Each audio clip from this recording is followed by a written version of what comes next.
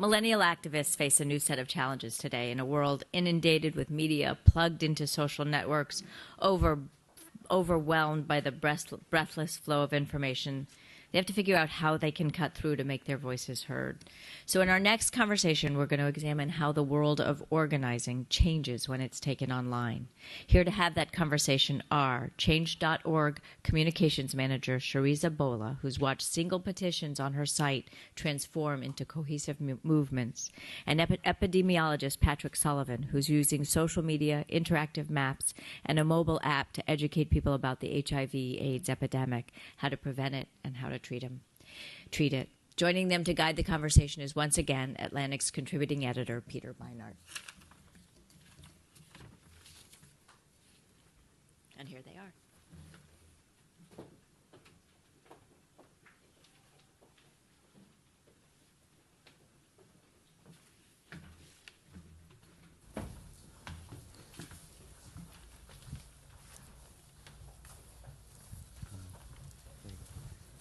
Shareeza, why don't I start with you? One of the things that I read about Change.org is that it's often a gateway for people into other forms of activism, and particularly that the case of other Boy Scouts and their discrimination against LGBT people was an example of how that played itself out. So I wonder if you could just tell me a little bit about that as a kind of case study in the way that Change.org promotes broader activism.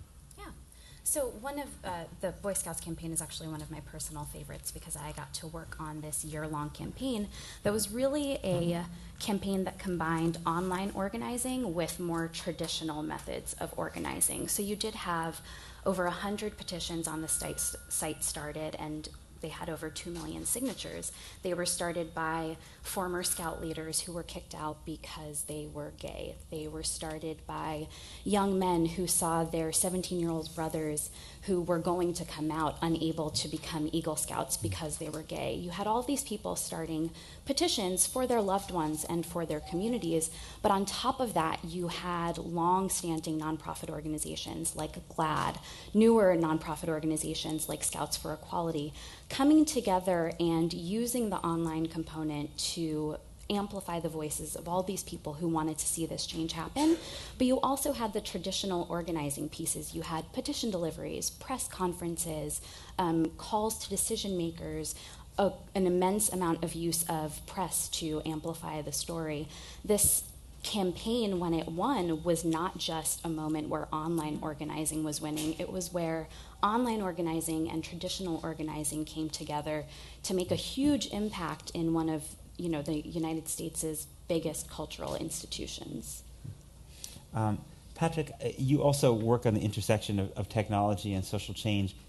Maybe you could tell us a little bit about the mobile app you've created for people at risk of HIV and how you hope people will use it.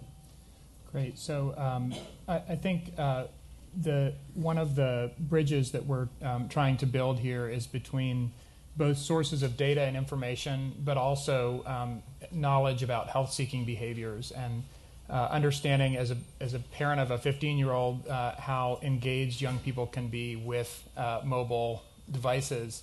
We tried to bring a lot of information that people could use essentially to evaluate and serve their own health needs. So we've talked today in the session about PrEP, for example, about HIV testing, and the app actually allows people to do some self-assessment about what tools might be right for them. In the past, I think more medicalized settings have been the gatekeepers for these kind of technologies. But by answering a few questions, the app's tailored for gay and bisexual men, and guys can get a sense of what options might be right for them and then get directed to the closest resource in their community. In many places, like Atlanta where I live, it's actually challenging to find places where PrEP is available. And so just compiling all that information and making it available to people where they're used to interacting and making plans is one of the goals of the app. And what do you know about how people are using it? Well, we've been to this point in a lot of phase about consumer input about what features guys want. And what we've heard is people really want to have objective information, not flashy, not fancy, but authoritative, that lets them make plans, for example, for how often, get feedback about how often I need to be tested, figure out what those options are, and then set up reminders for myself. Maybe ordering home HIV test kits online, and we have great partnerships with health departments where health departments can take prevention commodities like condoms and test kits that they may already be purchasing and use the app as a way to get them in the hands of the people who need them most. Shareeza, I read that a majority of your petition creators are under the age of 21. And I'm just interested in why you think that the website is so appealing to younger people, and what distinguishes their forms of activism. Yeah, so I think the unique thing about advocacy right now is that the internet and social media has made it so easy to raise awareness and to build support for a cause. You know, you have activists who can reach hundreds, thousands, millions of people with the click of a button. And you also have just a ton of information at your fingertips at any given moment. So I think young people now more than ever have so much information coming at them from so many different places. And they know what's happening in their world. They know what's happening around the issues that they really care about. And they have really great ideas for what could be going better. And I think they're using all of those different components that are easily accessible and very effective, like Change.org petitions, to really build support for the issues that they care about. And that sort of people power, which we call it, is really effective for talking to decision makers, whether it's CEOs or elected officials, people in power. When they are making decisions, they're listening to that people power and taking it into consideration when they're making decisions about the issues that impact all of us. And what are the types of issues, types of subjects that you find are most popular for people to be creating change petitions on right now? You know, it really runs the gamut. On any given day, I might see a lot of petitions about LGBT rights or food sustainability. I think what's unique about Change.org is that it often sort of gives you a sense of what people really care about. So, for example, in the past 6 months, there's been a lot of great press coverage and a lot of amazing advocacy work on college campuses across the country related to sexual violence and how school administrations or local police are or are not doing enough to seek justice for sexual assault survivors. And in the past 6 months, we've actually seen an uptick in those types of petitions. I've found that, when a student from Columbia is telling the story of how advocacy around sexual assault is taking off there, you find students in Alaska on a campus there decide, hey, this is our time to also speak up and do something and make our community better. So, like I said, it's a wide range of things that take off, but you usually see that the things that Americans are caring about generally are the things that we're seeing on Change.org as well. And do you have any parameters, moral, ethical, ideological parameters about what someone can start a petition about? Change.org is an open platform, so anyone, anywhere can come to the site to start a petition about something that they care about. So going back to the Boy Scouts example, there were hundreds of petitions that wanted to see the ban on gay youth go away. There were a few petitions also that wanted the ban to stay. But in that case, the voice of 100 petitions and millions of signers, was louder than the other voices. Back to the to your work. I'm wondering what kind of application you think this app might have outside the United States. Are you thinking about eventually trying to expand it beyond the U.S.? Well, I think a lot of for one, social media crosses borders, Sure. and we know that it's become a real opportunity to create messages and tools that aren't country specific. A lot of the issues, certainly around access to prevention services and testing services and information, would cross national borders. So I think one of the opportunities that it really takes a visionary kind of funder and partnership to do this, because this app, for example, is placed in the middle of medical information and health departments who often have prevention commodities and consumers. And so the MAC-AIDS Fund helped us to create this kind of bridge. And I think in other settings, the players may be different, but the bridge may still be useful. So I've mentioned trying to find ways that prevention commodities that health departments already procure and are paying people to distribute can be easily put in the hands of people who want them. And I think those kinds of principles could certainly transcend across national borders. And tell me a little bit about the funding mechanism. How was this app developed? So we had an idea of trying to get who's we? Oh, I'm sorry. Our research team at Emory had an idea that in order to make the kind of difference we need to make in the United States among gay and bisexual men, that we're going to need to reach pretty large scale, 30%, 40%, 50%, with multiple prevention interventions. And when you start estimating out what the doctor visits alone are like to have these conversations about which options might be best, it's clear that we may not have capacity to engage at that level. So the idea of web-based or app-based services that put the self-screening in the hands of men came about.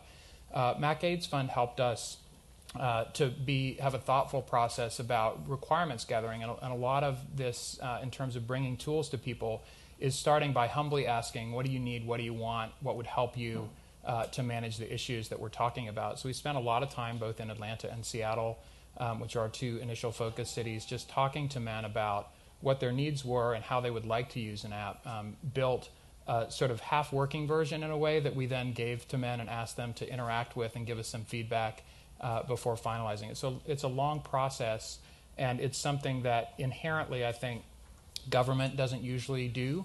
It's inherently something that research funders don't want to fund building these kind of service delivery tools. So it's a great partnership, I think, between the health departments who are our partners, academic partners, and MAC-AIDS Fund to help translate and fill in that space. The really cool things, I think, in technology happen in the spaces that are between the established pots of activity. And this is an example where we were able to do that because of this partnership. We have a question from Twitter. Our digital audience is asking, how do we avoid slacktivism with social media? How do we avoid losing the meaning in the message? So slacktivism, I often get asked about this. I don't think that advocacy needs to be difficult in order for it to be effective. I think in a lot of ways, signing a petition or sharing a news article or posting, about a campaign on Facebook and sharing it with the people in your network is a first step to sort of deeper engagement. We found that people who are willing to take that first step are the people who are more willing to donate, to call their members of Congress, to start their own petitions. I hear time and again after, when I start talking to a petition starter whose campaign is taking off, and I often ask, why did you start this petition? Because that tends to be what's really, really interesting about someone starting a petition. And they often say, I saw, someone else on Good Morning America who'd won their petition, and I thought, why not me? So I think it's really limiting to say that online organizing isn't as complex or as effective as traditional organizing. And I think it's also unfair to say that the two don't live and sort of flourish together. I think they very much go hand in hand. The wide reach of social media combined with traditional tactics of organizing are the things that we find most successful day to day. Patrick, did you want to respond to that? Yeah, I think just to build on that, and I want to touch back on one of the themes from this morning, which was around stigma, and that social media also gives people ways to normalize, in a sense, a discussion of HIV topics and being supportive of people living with HIV and people working to stop HIV. So one of the things we've done in one of our sites that tries to display statistics in more youth-friendly and user-friendly ways is just the simple thing of making these infographics shareable on social media. And I think this is a simple step that can be impactful, because part of what we heard this morning was a sense that this is not a commonly discussed issue or it's a stigmatized issue. And many people could step up and show support, concern about the issue in a simple way. And I think sort of normalizing this discussion is a step towards destigmatizing. And so I think that's another powerful way. It may be easy, but in numbers, it's also powerful. Great. I think we're out of time. Thanks very much. Yeah.